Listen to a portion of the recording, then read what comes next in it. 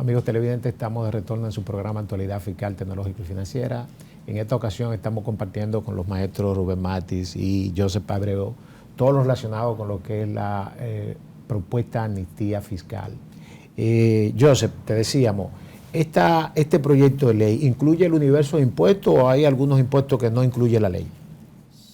Para el fin de la prescripción de oficio, la famosa barrida, solo se van a incluir los impuestos de naturaleza declarativa. Estamos hablando de impuestos sobre la renta, impuestos sobre ITEVIS, impuestos sobre los activos, el IPI, etcétera. Hay impuestos que no son de esa naturaleza, como son el impuesto, por ejemplo, a la transferencia de vehículos, a la transferencia inmobiliaria, el impuesto sobre bancas deportivas, sobre sus acciones, las multas. Ese tipo de impuestos que no son de naturaleza declarativa ordinaria, esos tipos de impuestos no estarían incluidos, ni siquiera el de sucesiones y donaciones tampoco estaría incluido dentro de estas facilidades que establece la ley. Obviamente tampoco se establecen para los contribuyentes ordinarios que no sean estatales, o sea, los privados, no incluye las retenciones que hayan hecho a terceros. Para esta no hay facilidades, deben honrar ni siquiera de prescripción, deben ahorrar estas facilidades, estas retenciones que hicieron, porque fue un impuesto que percibieron o retuvieron de personas. Correcto. Y no se pueden quedar con ellos, tienen que devolverlo. ¿Y no crees tú que habría, hay un espacio para declarar inconstitucional ese proyecto de amnistía, ya que se le permite a las instituciones públicas, diríamos, la facilidad para las retenciones que hace, sin embargo, a las empresas privadas no crees tú que pudiera ser sometido por ser excluyente? Sí, por ser excluyente. Sí, aquí lo que se explica, y yo lo explicaba, ponía un ejemplo muy práctico a propósito del Día de los Padres, y es que el regalo que te hacen los hijos. Tú sacas de un bolsillo para recibir un regalo del otro. Entonces estamos hablando de que si se aumenta el presupuesto, el Estado le otorga un mayor presupuesto para que ellos puedan saldar, porque ellas nos reúnen ingresos a estas instituciones públicas. Entonces, para que ellas paguen y devuelvan al mismo tesoro fisco el mismo dinero. Entonces estamos hablando de que es una impracticidad, no es lo que ocurre en el caso de la entidad privada, que ya sería un beneficio particular de las personas.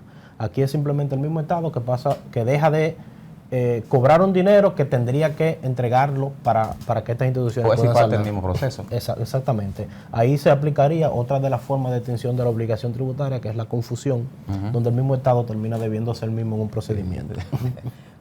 En esa misma línea, viendo que el proyecto es excluyente por el tema de que esas retenciones realizadas y no efectuadas al mismo fisco, bueno, pues tú lo estás excluyendo, lo estás perdonando. Pero me surge la inquietud. ¿Qué pasa un contribuyente que tenga una multa por incumplimiento tributario? O sea, que tenga deuda conexa, o sea, deuda combinada, perdón. O sea, deuda ordinaria, declarativa, y que también tenga una multa. O sea, como el proyecto de ley me dice que me excluye la multa, con ese contribuyente, ¿qué tratamiento le vamos a dar? No, como ha pasado en procedimientos de leyes anteriores, estas multas deben ser saldadas en su integridad. Okay. Luego de saldada la multa, entonces entra la facilidad. O sea, la multa no entra en negociación. No entra en negociación, ni en acuerdos, ni en nada. Tienen que pagar las multas por incumplimiento. Siempre que sean de un procedimiento ordinario de evasión. Correcto. Si es por un procedimiento fraudulento penal, entonces ya no entra en ninguna de las disposiciones, independientemente de la salda. Es decir, que un contribuyente que tenga una multa del 2014, vamos a partir de ahí, pero también tiene deuda, o sea, hasta el 2015. Si él entra a su cuenta corriente, genera su autorización de pago, cancela su multa, automáticamente entrará en la barrida tecnológica. Cumpliría con los requisitos porque ya no va a tener ese obstáculo que impide. O debe cumplirlo según las disposiciones que establece la ley. Debe entrar en la próxima barrida porque ya cumplió con ese requisito. Ok. Llegó la primera barrida. O sea, la ley establece que a fin de mes la DGI hará una barrida. Van a seleccionar los clientes. Me llegará una notificación, cómo yo me doy cuenta si estoy en el grupo, si no estoy en el grupo. Porque lo que no quisiera es que se me vaya la guagua, como dicen. O sea, ¿cómo me doy cuenta? Cuando la DGI comienza el tema de la barrida, ellos lo van a anunciar, lo van a publicar, me llegará un correo. Cuando yo esté en ese grupo, ¿me notificarán o no? Ellos hablaron de una notificación, aunque no han establecido cuál va a ser el medio. Me imagino que puede ser el mismo buzón de la oficina virtual, donde indicarán que usted aplicará o sus deudas aplicarán para esta barrida. Y entendemos que esa sería la vía y entendemos que el contribuyente debe estar, obviamente recomendamos a todos los contribuyentes que estén pendientes, porque esta es una oportunidad que aunque lo hemos visto repetir en estos últimos años, no tiende a repetirse mucho. Y hay un destacado abogado, el profesor Víctor Rodríguez, que dice que estos procedimientos de amnistía son una violación a los principios del sistema tributario porque dan un beneficio a los morosos que no le dan, por ejemplo, a la clase media que tiene su retención y su pago de impuestos vía retención del salario y que no puede evadirlo nunca. Sin embargo, estas personas dejan de pagar sus impuestos, no lo pagan nunca y esperan la siguiente amnistía y se convierte en un incentivo. Y hay personas que todavía no ha salido esta ley de amnistía y ya están pensando en que lo que no puedan pagar en esta la van a pagar cuando se discute el pacto fiscal, que seguro viene otra amnistía. Cuando venga la próxima amnistía. Cuando venga la próxima amnistía. Joseph, una preguntita que quizás muchos de nuestros amigos televidentes también tengan la confusión. Para el tema de lo que es la eliminación de las deudas de 2015 para atrás, ¿también el contribuyente tiene que hacer su solicitud de amnistía o eso será automático en la barrida? Todo el mundo. Debe hacer, va a ser automática, en una barrida automática cuando cumpla los requisitos. Independientemente que el contribuyente haya solicitado o no la amnistía, para este caso, porque recuérdate... Es para el procedimiento de la prescripción de oficio. Para esa puede hacer una solicitud el contribuyente. Yo entiendo que si yo en una primera barrida mis deudas están dentro del periodo, pero no cumplieron por alguna omisión que yo tuve en el momento, que no estaba al día en mis declaraciones, las obligaciones posterior al periodo, si yo no cumplí en el primer momento, tan pronto yo, y respondiendo también o complementando la pregunta del colega, yo pudiera hacer una solicitud voluntaria, tan pronto yo cumplo, para que asegurar que me incluyan en la próxima barrida. En la próxima barrida. Entonces ya yo cuento con esta solicitud y tengo la aplicación automática que también me va a subsanar o a garantizar que sea incluida mi deuda en esa barrida. Mira, como todavía está en un proceso de proyecto, aunque ya la Cámara de Diputados aprobó en primera lectura el proyecto de ley. En segunda también. Primera y segunda. Yo entiendo, José Matis, que ese tema de lo que son las deudas de las instituciones públicas con la DGI, eso... en la forma que está, posiblemente muchas instituciones públicas ni siquiera se motiven a obtener la facilidad porque implica un costo. O sea, las instituciones públicas tienen que pagar un porcentaje de esa deuda pendiente para poder beneficiarse. Realmente no. La amnistía, que es la que aplica para las instituciones públicas, es total. Establece una eliminación total de toda la deuda que tengan. Por eso que decimos que es excluyente. Hasta julio del 2020. Deudas a partir de ahí no tienen esa en el primer proyecto de ley, yo no he tenido la oportunidad de revisar la última aprobación que aprobó la Cámara de Diputados. En la parte que se refería a la facilidad de las instituciones públicas, era nada más se le iba a eliminar el 70%. Tenían que pagar el otro 30% sin los recargos. No sé si en este último proyecto, en la última revisión, porque se le hicieron muchísimas modificaciones, pues entonces ya eliminó 100% todo lo que es la deuda por concepto de retención en las instituciones públicas, ya que esto ciertamente ha sido un dolor de cabeza, y inclusive Matos, Joseph, los organismos internacionales siempre han hecho énfasis en esto, de que la deuda que contraen prácticamente el 80, el 85% de las instituciones públicas.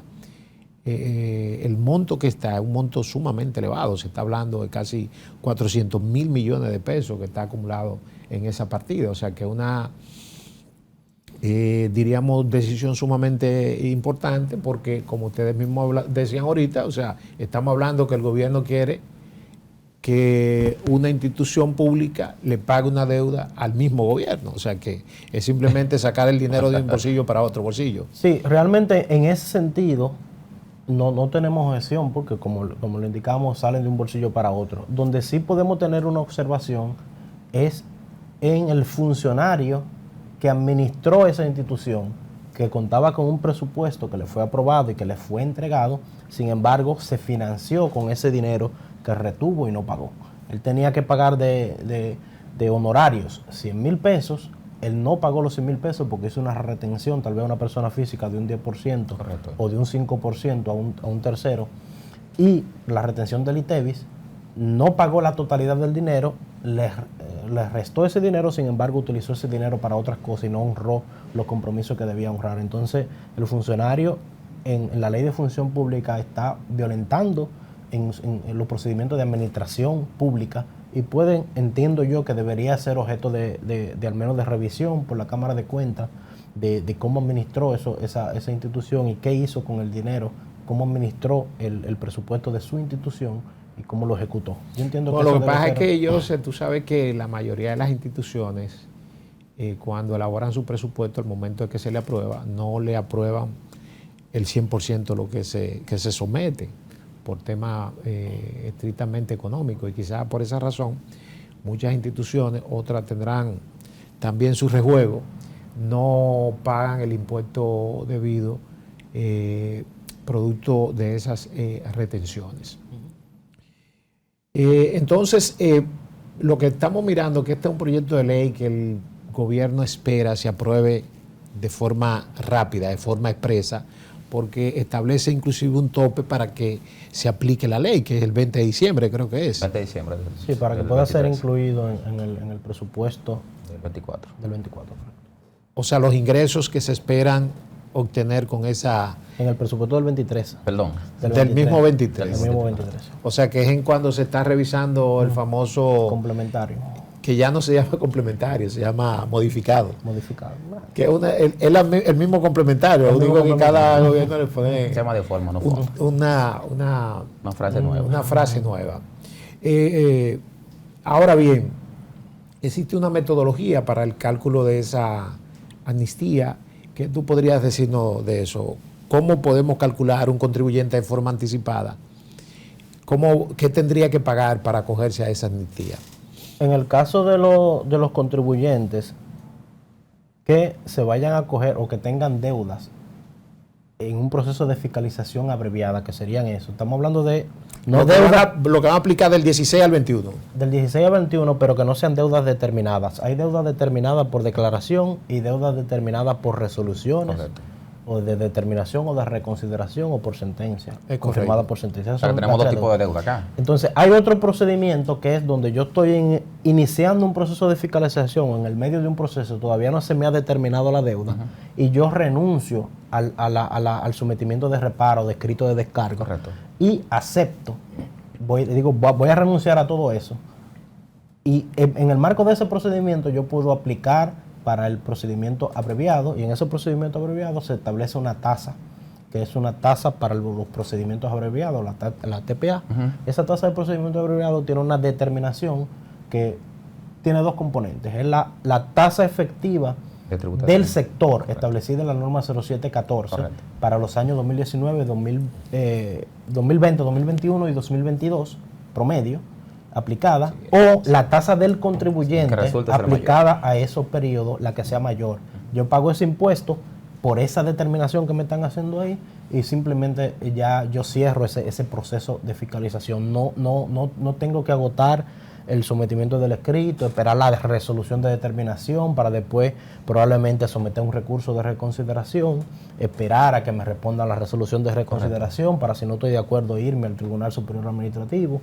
Todo ese procedimiento largo que probablemente, según las estadísticas, hay una alta probabilidad de que la administración te confirme y te reconfirme estas deudas.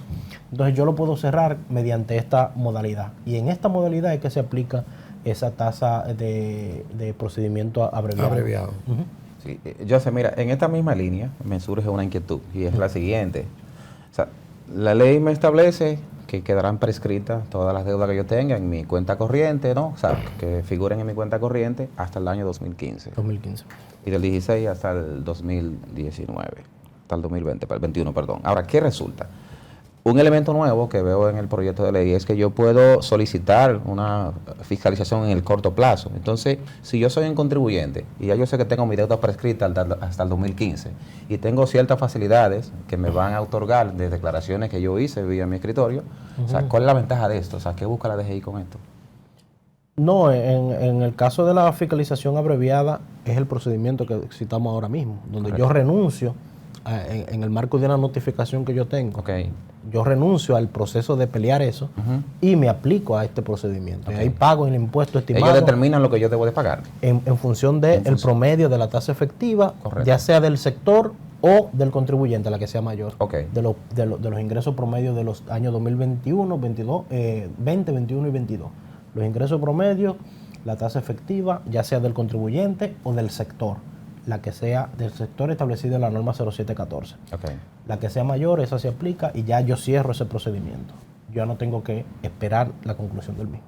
Ahora, si un contribuyente entiende que tiene las de ganar, por así decirlo, tiene altas probabilidades, pues probablemente no quiera pagar esa tasa, claro, y decida simplemente seguir con su proceso normal. Seguir con su proceso en los plazos ordinarios.